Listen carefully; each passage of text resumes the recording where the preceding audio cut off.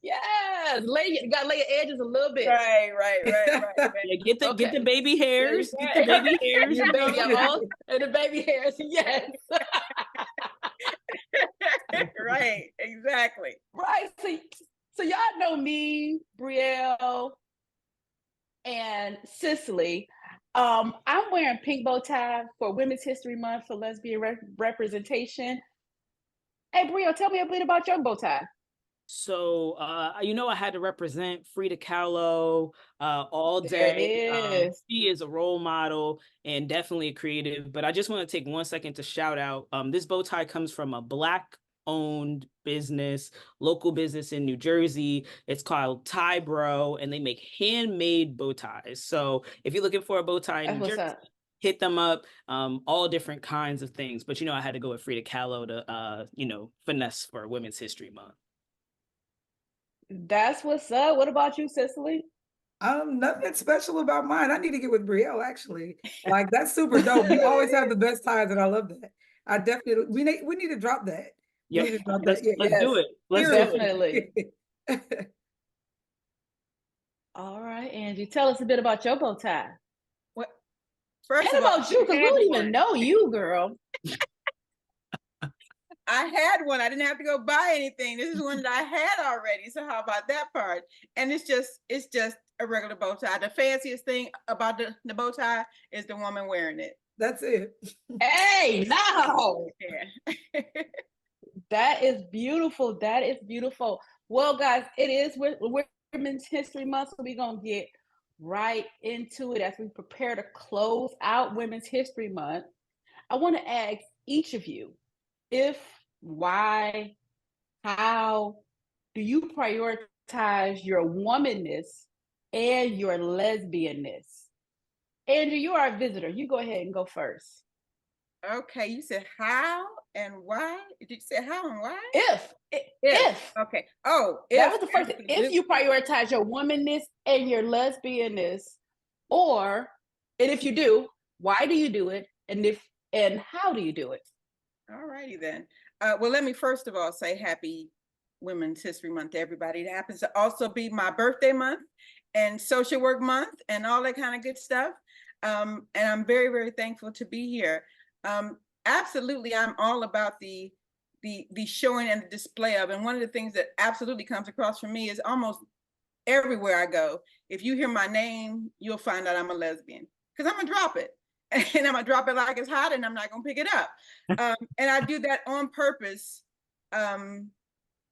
because it is a part of me and a part of who I am, but it's also a way for me to give validation to those people that might be closeted around me or just not know that I am, because I don't have the look necessarily. That's one of the reasons why it is almost like my middle name. Hello, my name is Angela Lesbian Harvey. How are you? That type of thing. And people either flow with it or they have questions. So in my head, it's the reason that I do that is because I do want to open things up to people and to give a sense of I'm going to be me. And I'm in essence, me being me gives you permission to be you. Whoever that is, whatever that is. And that's probably the primary reason why I did it, is to give people permission to be authentic, because that's definitely the way that I'm going to roll. And I do it all the time, and I do it on purpose with intention. Now, do you show up as a woman first or as a lesbian first, or do you show up as in your intersection authentically? I'm a bundle.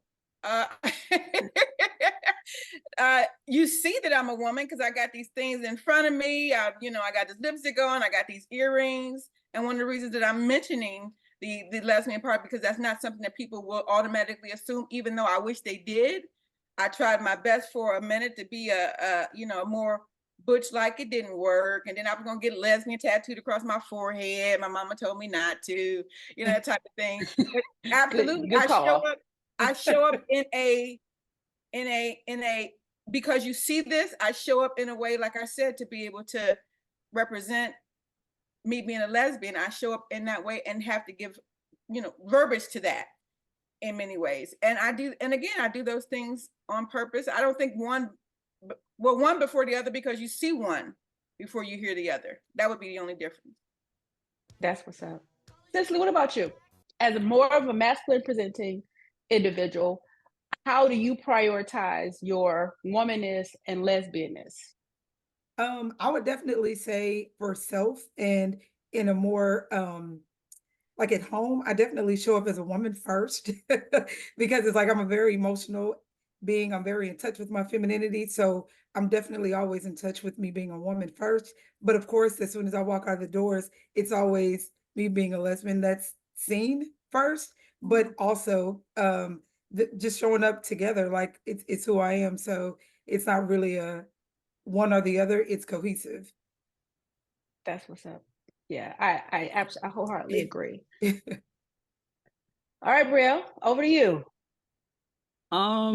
So this is a taboo topic for me. Women's History Month has been a roller coaster in my eyes this month. You asked, like, do you show up as a woman first or a lesbian first? And I think for me, what a woman is relative.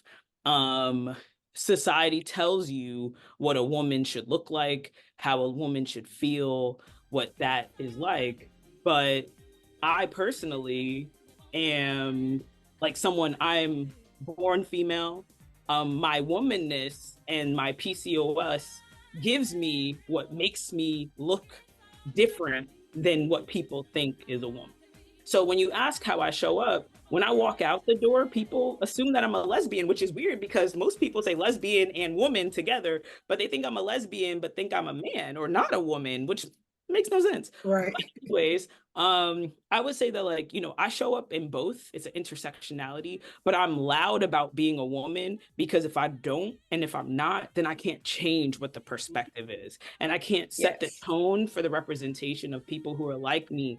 The last thing I'll say is, like, as a woman, they say hair is cool on your head. Don't shave your hair on your head, but everywhere else, hair is not okay. But it's natural. And women should embrace who they are despite that. So I'm here for the women who are rocking their beard, rocking their arm hair, rocking the hair that they were given and doing it authentically. That's what's up. Now, you talked about intersectionality, and I'm going to go there a little bit. If you had to order your Black identity, your woman identity, and your lesbian identity, how would you rank them? And how do you feel your community, your workplace, and society would rank them? I'm going to start with you, Cicely. For me, like, so I show up as, my wife says I wave the rainbow flag and she waves the Pan-African flag. And, if you look outside our house, people be like, okay, it's some Black lesbians living in this house, right? So, for me, I show up as a lesbian, a Black woman, right? So, but I feel that society, when they see me first, they see a Black lesbian woman. At work, they see a woman that's Black and a lesbian, right? So, for me, depending on where I am, is how I feel I'm perceived in the order of my intersections. So if I ask, I'm going to go around, I'm going to do Cicely, Brielle, Angie, and tell me how you would rank, how your community ranks, how your workplace ranks, and how you feel society ranks your intersections. I would definitely have to say the same for me as well. Home is definitely woman, lesbian for sure. I would say community, especially now, because I'm trying to be so involved, it would be lesbian first, then Black woman. Work, probably both because of course, here in Louisiana, we don't have a lot of visibility. So I try to make sure that when I am at work and when I am showing up, that you do know that I'm a lesbian. And, I work with kids. So it's like I want them to be able to have that visibility because we didn't have it. So I would definitely say kind of what and what at work, but definitely community, lesbian first, Black woman second. Yeah. Yeah. I think it's my turn, right? So yeah, I can hop in. I'll start with the workplace. In the workplace, I don't think you can rank it or they would rank it, That's because in my line of work, and for all you who know, New Jersey is it's dominated by white cis gay men in the lesbian LGBTQ scene.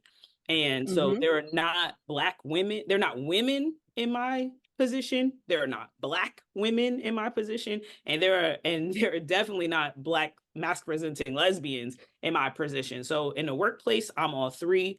I heard that shatter happen. Right. Did y'all hear that shatter? All the time. Did y'all hear that All shatter? Andrew, you better put your hat back on. Right. But then I think in society, going back to like New Jersey and community, be it that, you know, I live in the space and I'm from Essex County where Sakia Gunn was killed based on being those people, it is important for me to be lesbian first in society. It is important for me to show people that there could be safety and visibility while being a lesbian.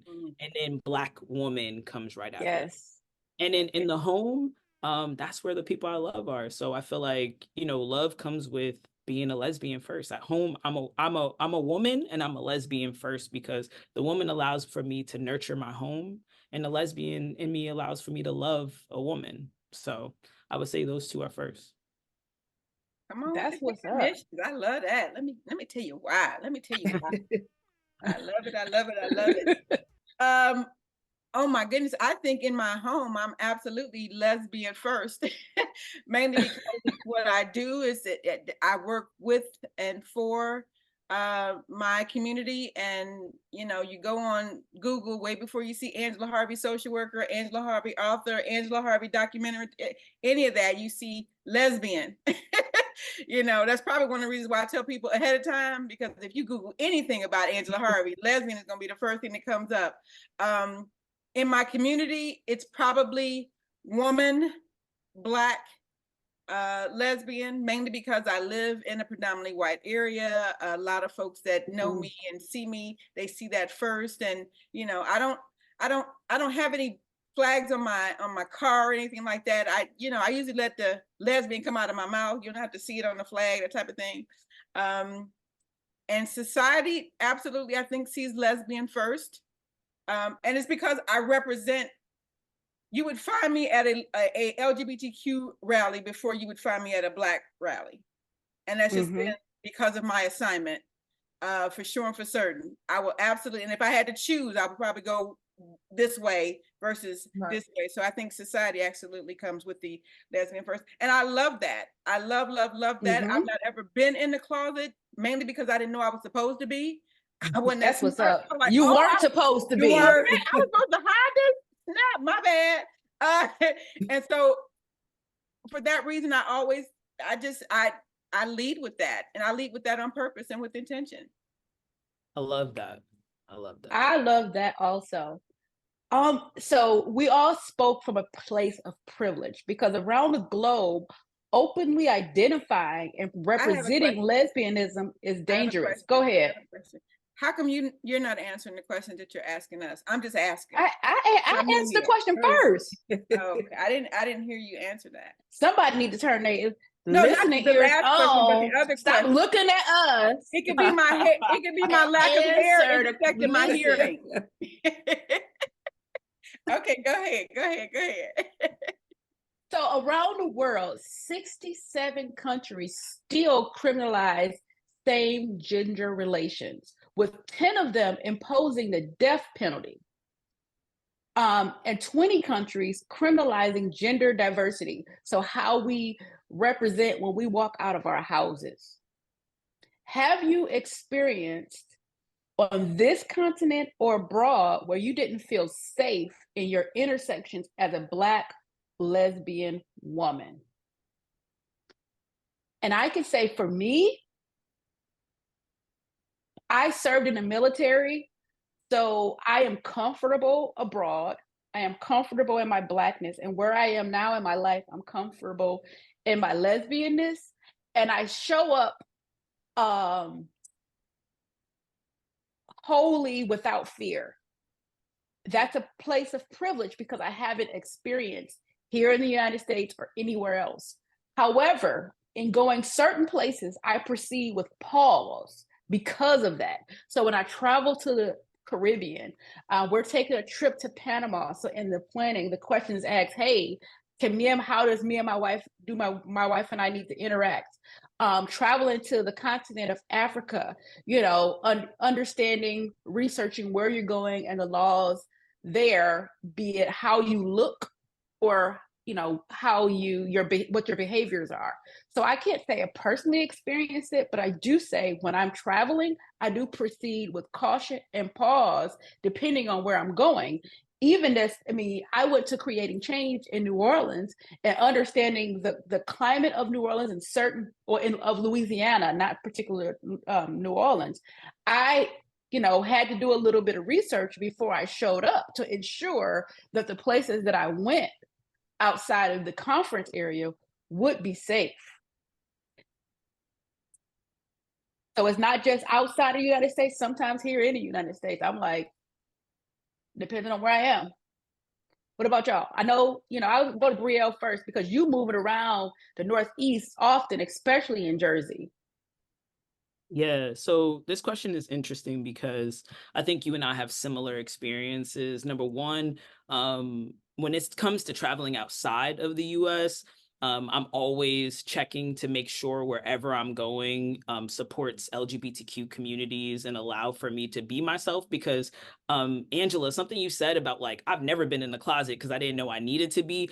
I'm not in the closet and I will not go back in the closet to go somewhere for leisure. Like, how can I be on vacation when I can't be authentically me?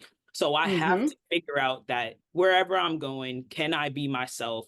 And can I love the way I love in those spaces?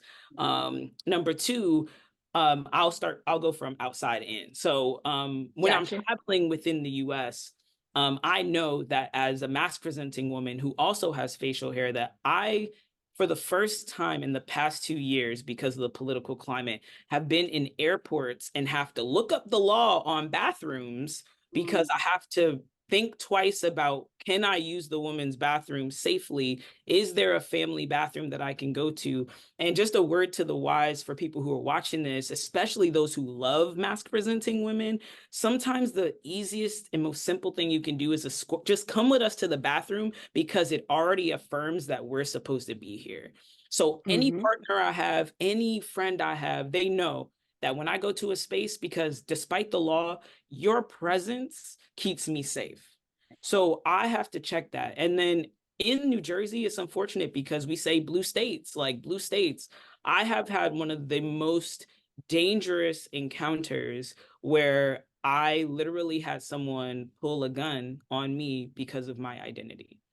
And that was one of the scariest times of my life. And for 3 days, I questioned, do I still want to be me? Like, can I still be me? And so, Tiara, you said about being visible, but although I'm fearful, the people who came before me, Sakia Gunn was fearful, but unapologetically herself, and she had to put aside her fear to be her. So despite where I feel I see fear, and I'm not saying anybody should not be, you should be visible where you are safe.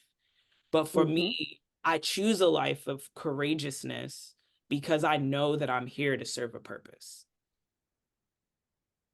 Thank you for sharing and your bravery and your courage. Sure. All right. I mean, I don't even know where to go now. I mean, Right. I don't even like Angie, like sister. What? I mean, like.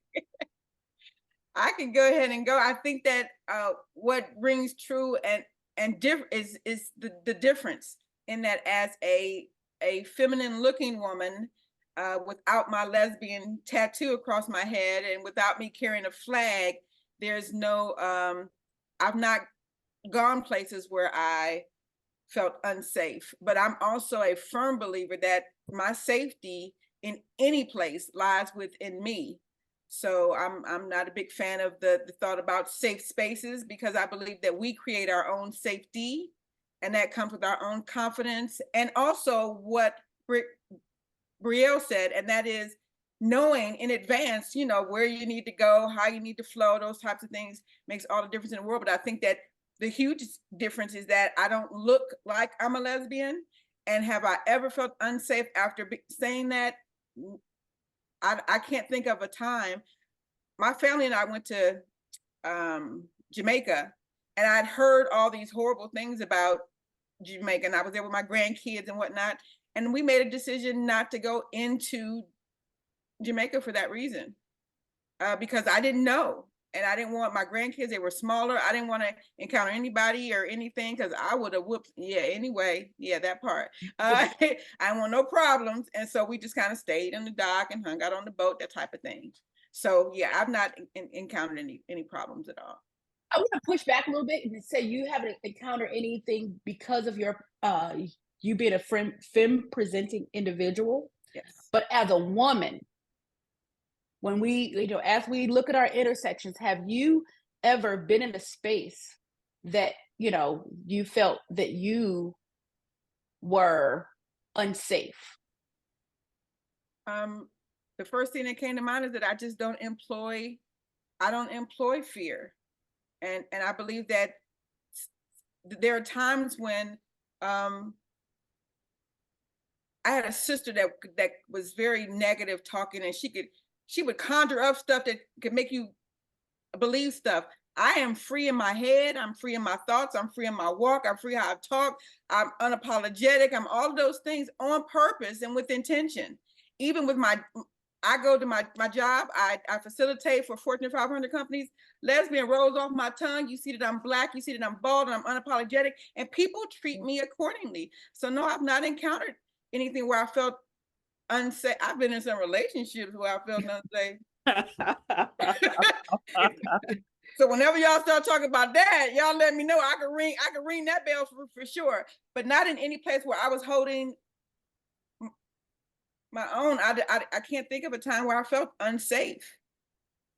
And that's not because I can fight or because I'm from Cleveland, which both happen to be true, but I just don't employ that thought.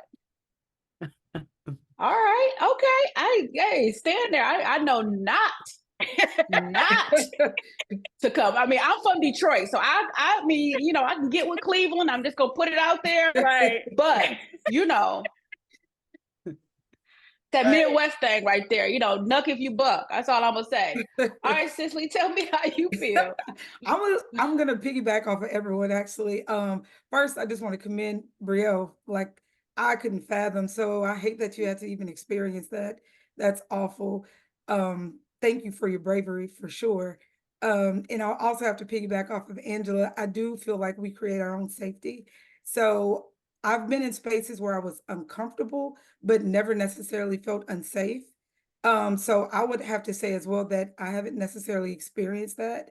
But also it's the carefree personality too, where it's like, I never even thought about or even played with the fact of figuring that we really are privileged. Like, we really are. We really are. And sometimes it's not even a thought. It's just like, oh yeah, they're going to accept me wherever I am, not even realizing that some places aren't as safe. So I will say that I haven't experienced it, but awareness is key. So I definitely will start keeping that in mind for sure. All right. So let's lighten this shit up a little bit, right? It's a little heavy. Angie Harvey, editor-at-large for Swerve Magazine. It's a Black queer publication. Tell us how you feel queer media represents lesbians. Then we'll go to Madam Deputy over here to to tell us how the advocacy and movement space, represents lesbians. Well, one of the reasons why I was picked for that particular job is because if you picked up Swerve Magazine prior to this, you might find my column or one other little tidbit about femme or non-binary or trans women, and I was brought aboard to change that. And so I do think that you're absolutely going to see white lesbians in spaces and places, and that's one of the reasons why I do some of the work that I do is unmuting our voices. And it just came to me as I started to put all this stuff on paper, is that so many parts of who I am and how I float is doing just that, unmuting voices and amplifying our stories, because we are some amazing people doing some amazing things in this world. And I think everybody should know it. I'm also a fan that shared stories save souls. I tell people, if misery loves company, we're in great company. But also, if power loves company, you're in great company. If authenticity loves great company, you're in great company. And so I don't think that the media at large does a great job at truly representing, especially Black lesbians. But I absolutely do strongly believe that that's changing because of the four of us on this, 5 of us here, unapologetic, flowing in places that we need to go, and unmuting ourselves. Like, nobody will ever have to say to me in public, you on mute. No, I'm not. I don't do that. I just don't. So it's coming along, and I'm helping it. We all helping it. Because either you're writing about it in the news. We all got it here. That's what's up. Come on, Madam Deputy Executive Director. Hey. So I think in the advocacy space, one, we don't do a good job, but two, we're forcing the systems to do a better job. And I'll explain why. So whereas I don't see some of lesbians' rights or some of lesbians' priorities on the agenda all the time, I think sometimes they're either invisible, or a lot of lesbians feel like we've won. We can adopt kids, we can get married, we don't have those challenges anymore. And a lot of lesbians, unfortunately, have left the fight. Like, we still got a lot more fight to fight, because at one point, lesbians had less rights than trans individuals have right now. And right now we're sitting like, well. So I say that we don't do a good job because you don't always see people being vocal, like Angela, who said it just rolls off the tongue, no pun intended, that she's a lesbian. I think that we don't see that coming, and we need to do a better job of that. But I do want to name that Black lesbian women are doing their thing right now. I want to say that even in national spaces, like Alicia couldn't be here with us, but to have a Black mask presenting lesbian, a part of the National LGBTQ Task Force, to have Amani, who's a part of the Center for Lesbian Rights as an executive director, like to have Cicely and to have Tiara and to have Angela, like y'all are doing the thing in advocacy across the country, and y'all are making people look at you. So whereas if other individuals don't want to show up, we're showing up, and we are doing our thing to make change through representation. So I think that the next couple of years in advocacy is going to look a lot different. So let's we talked about representation, and Energy's had says representation matters. Tell me, Brielle, what do you feel the difference, if any, it is between representation and visibility in the lesbian community? True. So I think, and that's a good question. Sheesh. So I think in my eyes, I'm like, dang, you could have emailed me the question. I could have studied. Nah. Off the dome, baby. Off the dome. I got something for you. So I think visibility is an umbrella term. It's kind of just like, it is kind of like being at the table without having the intersectionalities of who needs to be at the table. So I feel like visibility means there are women at the table. Representation means there are Black, Asian, Spanish, lesbian, bisexual, trans women at the table. So the difference is visibility means, wow, there's one of us, you see us. I could say I'm a woman. Okay, we're visible. I think representation means that people see, feel, and hear the intersectionalities of that identity, and they have a seat at the table. So it's a difference of being showing up and being seen, right? Like you show up and you're visible, but you're seen, you're representing. Yeah, absolutely. I think that like Angela put it the best, like she is not seen as a lesbian, but visibly she's not seen as a lesbian. but she is seen as a lesbian because she makes sure that she's seen. And that is the power in representation, because people think that lesbians are butch individuals or mask presenting individuals. They don't think about it from a femme presenting space. And that's how Angela is making change and being seen. That's a great. Angie, over to you. Yes, yes, you did that. Right.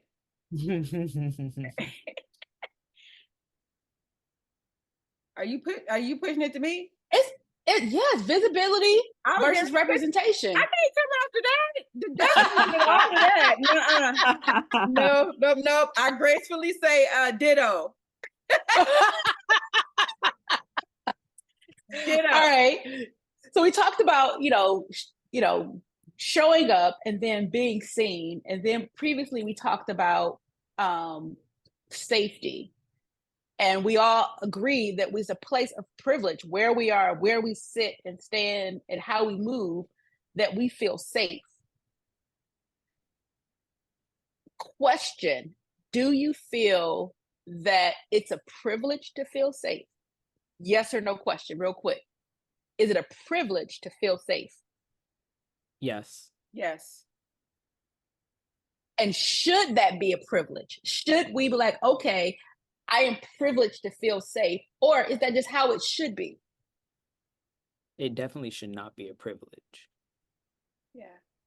And I'm going to say the whole purpose of me saying yes to that is that it takes mental capacity. It takes emotional maturity. It takes confidence. It takes trust. It takes safe thinking, positive. It takes all those things, all those mental things, to be able to secure your own safety in that way. And that is a privilege, because as we know, many people don't have it. Many people don't employ, for various reasons, the ability to trust somebody, or to trust themselves, or to be able to be confident, or to be secure in themselves. Yeah, many people just don't have it. And thus, that's the reason I said that it was a privilege, because everybody ain't able. I hear all the social work coming out, Angela. All the social work coming up. You got to be self-actualized to feel safe. Like all that. I love it. Right. Revisited my therapy appointment for Monday. That would be right. So for real, we talked about the global lesbian representation, right? So do you feel that certain people that are oppressed are less privileged because of their oppression? And if the lack of oppression grants you more privilege? So what I'm saying is, if I talk about Haiti right now, if you're not familiar with what's going on in Haiti right now, it's a massive uprising, right? And so if I were to show up authentically, I wouldn't feel safe. So I would, because of the level of oppression and physical violence that's present right now, I wouldn't want to be visible or represent, right? But because I sit in my nice subdivision in suburban Maryland, I can walk out in my pajama pants and a tank top to pull my trash can to the curb and feel safe. So the question is, does the absence of oppression equal privilege? I could take this first. So, as you know, like we talk about this, I teach LGBTQIA policy at Rutgers, New Brunswick, and my students, we talk about like the history of LGBTQ individuals, or how it represents also the Black Lives Matter movement, or the civil rights movement, the feminist movement, all of that. And I feel like if it is a privilege to feel safe, that means that the system is broken. And as you become safe, that's because there's change in the system, which leads to less oppression, which allows for you to be more visible. So, for instance, right now in Florida, it is not safe to be a trans person visibly. Mm-hmm. Why? Because there's an attack on just the existence of trans individuals, which leads to the oppression. You can't talk about being LGBTQ in school. You can't get an ID. You can't any gender affirming care. There's an attack on all of those things. And as they continue to lose their rights and we continue to promote a hate rhetoric, it is less and less safe for them. And it becomes a privilege for those who are stealth or pass because it is unsafe. So yes, I think there's a direct correlation between the amount of oppression and the amount of safety that you have, because the amount of oppression has to do with the overall rhetoric of the people you're around and your ability to feel safe in their presence in the masses based on that. Right. I'm absolutely, for the sake of you know, I love being pushing the envelope here. I'm going to say this. One of the things that I immediately thought about when you talked about oppression was not having access to, or being depressed, or being underprivileged, and all those types of things. And I think about the slave movies that we used to see back in the olden days, and I would wonder, like, how are these slaves out here dancing to this music? Like, don't they know somebody owned them or somebody? And it wasn't until I was older that I realized that when you free in your head, when you're safe in your head, Okay. when you're all those things in your mind, that's something that nobody can take from you. And so when I think about people being in spaces, because I travel to Florida all the time and those types of things, so much of that is contingent on what we're feeling and what we're thinking in our head. In those movies, those people heard music, they could make music, dance to music, do those things. And in their minds, they were free way before anybody came along and said you were free. So much of the, when you talk about the rhetoric and the laws and the things of that nature, so much of it is compounded upon what we already don't feel and think about ourselves, and the freedom that we don't have in ourselves. And even though I wanted to believe, because I remember as a younger lesbian, I always wanted to be with a masculine identified woman, because man, she got to look like a lesbian, and then I can be associated, like guilty by association, like, yay, this is my boo, right? And I thought, I made the assumption that people that dress and look that particular way came with a certain level of confidence. Well, that's not always true. And so I said all that to say that I think that it's just important that we realize how impactful we can be just by growing up in our minds, by thinking and feeling different in our minds, and how we can be in harmony no matter what the heck is going on around us if you free your mind, and the rest will follow. I didn't think of it back then when they were singing the song, but I absolutely believe it now. I gotta I think. I'm not. Oh, go ahead, Brielle. Angela, we were on the same page. We were about to get married after this podcast, the way you were talking before this last question. Like, I just got a divorce. Because we got a divorce, because I feel you. Ignorance is bliss. Right. I can agree that. But I think there's a difference between making the most out of your situation and actually being safe. Like, I think that like slaves knew like that, yes, the music, like, we're Black. Like, anytime you put music, like Tiara just was singing Nuck If You Buck, and I was about to go like this because, you know, I'm a bison. But with that being said, like, that is something you can't take away from a Black person, and that gives us validation. But at the end of the day, I think, despite what's going on in your mind, if your environment is not safe, you could feel safe inside, but you're not actually safe. You get what I'm saying? Like, I feel like it's different also. Like, when you started talking, I thought about the flip side. Like, you could be unsafe in your mind, which is worse for me, I feel like, than being unsafe in the environment. But I think just like in terms of slaves, like, they're still unsafe no matter what. Right. I think they just knew, and there's a term I think you know as a social worker, is like, is learned helplessness. Like, if I know I can't get out of my situation, then I'm gonna make the best out of it. And I think that's why they were chucking and jiving and doing their thing, because it was like there was no other option. So I'm gonna be free in my mind so that I'm gonna make the most out of this situation, because if I'm depressed while I'm here, I die earlier. There's more Right. stress. Right. Now I'm really unsafe. So Right. I feel you, and we could, agree to disagree. I'll still marry you after. But Absolutely. I just want to say that I feel like you could be safe in your mind, but still be unsafe on the outside. Absolutely. And that's the whole I- reason I brought it up in that way, because I knew it was coming from me. And I thought that would bring a little spice to the Don't bait me. conversation. Don't bait me. Don't bait me. So It already happened. I'm gonna. I mean, Brielle has called off the wedding. You know, Right.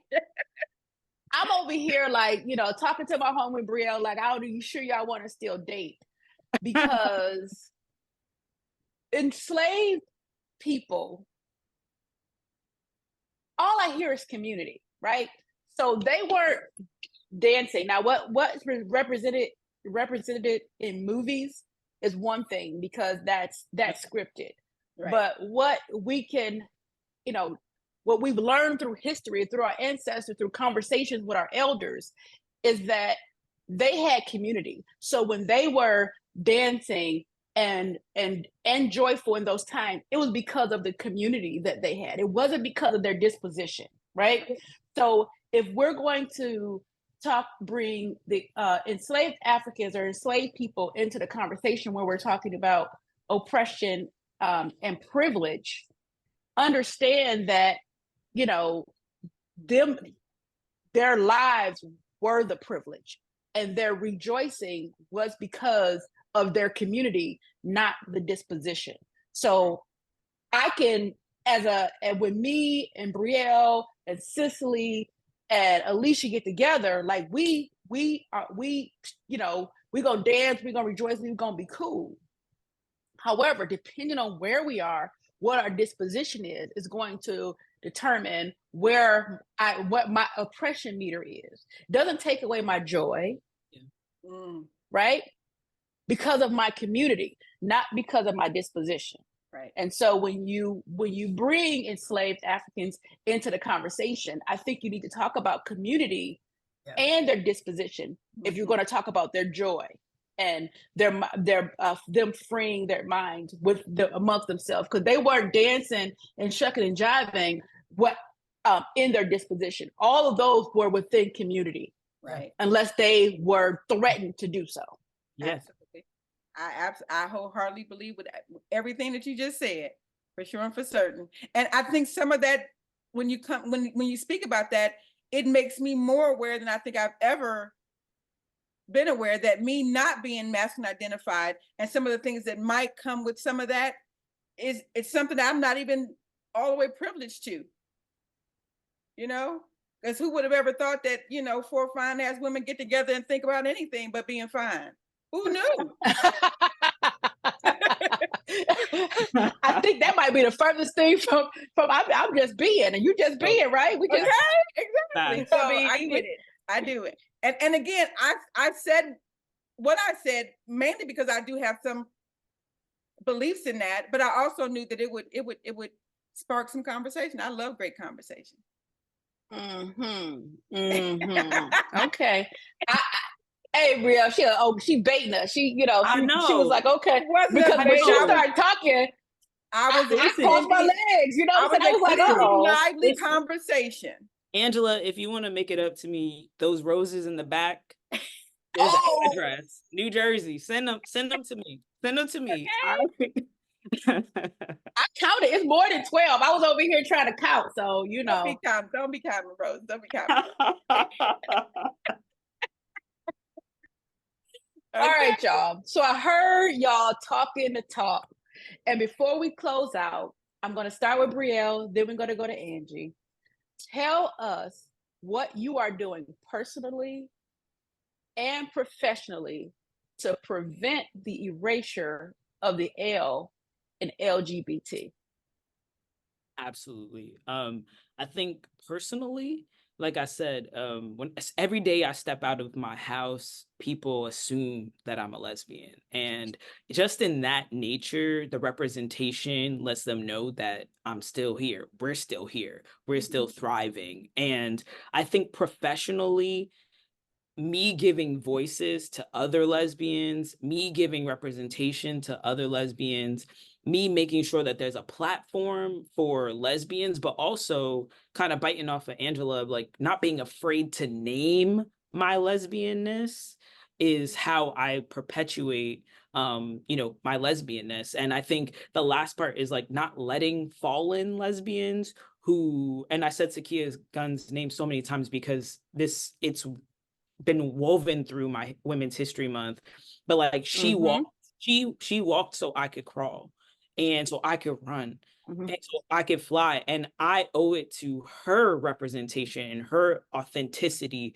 to carry on the authenticity of lesbians throughout my lifetime. So that we got to do it. We got to show up. Gotta do it. Thank you. Repeat the question. What are you doing personally? We can't let Brielle go first because I get so wrapped up with like, okay, what happened? Okay, go ahead. I'm listening now. Go ahead. But we all know that Angie just had a birthday, so we're gonna chalk it up to her just having a birthday, to her forgetfulness in less than 2 minutes. That's all I'm gonna say. 2 minutes, all right? Anyway, go ahead. So look, professionally and personally, what is Angie Harvey doing to prevent the erasure of the L in LGBT? I got 3 words for you. Black Rainbow Love.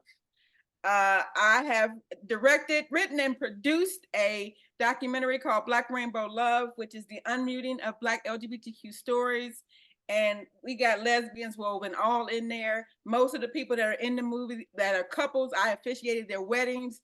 I am the L in the LGBTQ, and as long as I'm live and everybody I touch, I'm making contagious. So I carry lesbian with me, and I'm touching people and making them lesbian too. Whoop, whoop. And personally, I think for me, I have an obsession with now unmuting our stories. But again, I walk and talk in space and places, and I share my story, and I share the positive aspects. That's the one thing the movie doesn't do. I don't give you that down and out. I almost slipped my wrist. My family put me out. Nope, we're not doing any trauma porn in my movies. I absolutely come from a place where I'm able to amplify the amazing things that I bring to this world and those people that I know bring to this world. So people know about, hey, I know a deputy director. Come on. I know what in the air? What?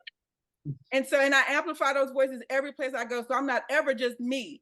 I'm carrying every lesbian I know and love and can appreciate that are running things. I carry them with me, and I speak their names while they're here on purpose. I love that. Thank you. And that's what I'm doing. You know, to answer my own question, that's why What in the L exists, right? What in the L in every situation, in representation, in Women's History Month. I watched national television, I watched local television, and I can say less than 1% of the women that was amplified were lesbian women, right? I can, at my place of employment, we did Women's History Month all month. Every week there was something. Not one out lesbian was represented during Women's History Month. So what in the L exists to do is to say, we are here, we are women, no matter how the fuck we look, how we show up, how we are seen, we are women. Right? Yeah. So thank y'all. I cannot wait till we get back together again. I thank Brielle, Angie for y'all time, y'all insight, y'all laugh, y'all support, y'all swag. And we'll see y'all next month in the Elbow Room. Later. Deixa pra garota a direção, elas conduzem. Amiga do espelho, aceitação. Batom vermelho, furacão. Aceita o conselho, coração.